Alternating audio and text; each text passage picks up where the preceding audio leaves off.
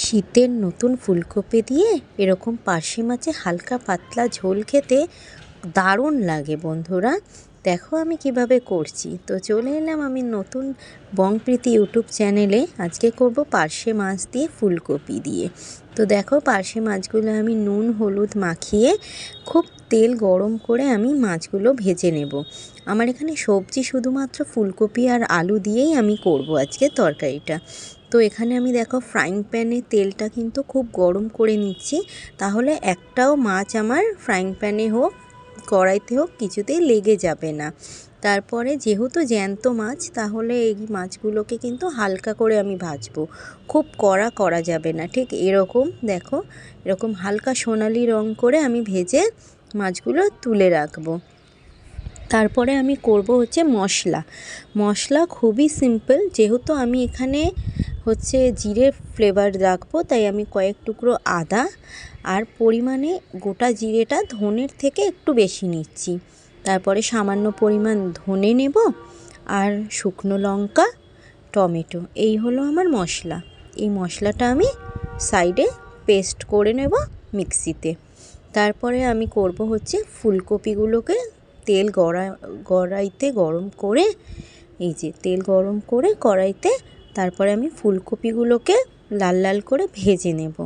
ফুলকপিগুলো লাল লাল করে ভেজে আমি তুলে নেব। জানো তো, পার্শে মাছ দিয়ে সর্ষে দিয়ে প্রচুর আইটেম হয়, প্রচুর খাওয়া হয়, কিন্তু এরকম ফুলকপি দিয়ে একবার করে দেখবে বন্ধুরা।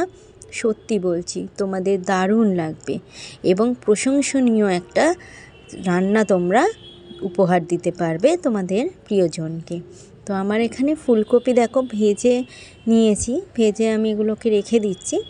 এবারে আমি করব রান্নার যে মেন মশলাটা, তার জন্য আমি জিরে ফোড়ন দিয়ে নিচ্ছি তেলে। তারপরে আমি দিয়ে দিচ্ছি আলুগুলোকে আমি কিন্তু লাল লাল করেই ভাজবো, কারণ তরকারির মেন হচ্ছে গিয়ে যখনই তোমার তরকারি ভালো করতে হবে, তোমাকে সবজি কিন্তু খুব ভালো করে ভাজতে হবে। তো এই দেখো আমি লাল লাল করে সবজি ভেজে নিয়েছি, আর ভাজার পরে যে মশলাটা আমি করেছিলাম ওখানে, সেই মশলাটা এবার আমি এর মধ্যে দিয়ে দিচ্ছি। এর মধ্যে নুন হলুদ আমি পরিমাণ মতো অ্যাড করে দেবো। তো এখন আমি মশলাটা দিয়ে দিলাম, দিয়ে এটাকে আমি খুব ভালো করে কিন্তু কষাবো। তেলের মধ্যে খুব ভালো করে এটাকে কষাবো, যাতে একটুও না কাঁচা থেকে যায় মশলা। আমি স্বাদ মতো নুন দেব, তারপরে আমি হলুদ দেব, একটু চিনিও দেওয়া যেতে পারে। আমি চিনি অ্যাড করি, কেউ চিনি খেলে চিনি দেবে, নাহলে চিনি স্কিপ করতে পারো। দিয়ে এতে কি হয়, চিনিটা দিলে একটু স্বাদ আসে। ব্যাস, এই যে আমার হয়ে গেল। এবার আমি এটাকে খুব ভালো করে কষাবো। এটাকে খুব ভালো করে কষাতে হবে, যাতে একদমই কাঁচা না থেকে যায় এবং মশলা থেকে তেল ছেড়ে যায়, কালারটাও চেঞ্জ হয়ে যাবে। ঠিক দেখো, এই দেখো আলুর গায়ে গায়ে কীরকম মশলাটা মেখে মেখে গেছে না, এই রকম হচ্ছে। এইটা হচ্ছে কি তোমাদের মশলা যে হয়ে গেছে, সেইটা তোমাদের বোঝার একটা একদম ইজি প্রসেস, যে তোমার যে মশলাটা গায়ে লেগে যাচ্ছে, এইটা তোমার কিন্তু মশলাটা কিন্তু অনেকটাই হয়ে এসছে।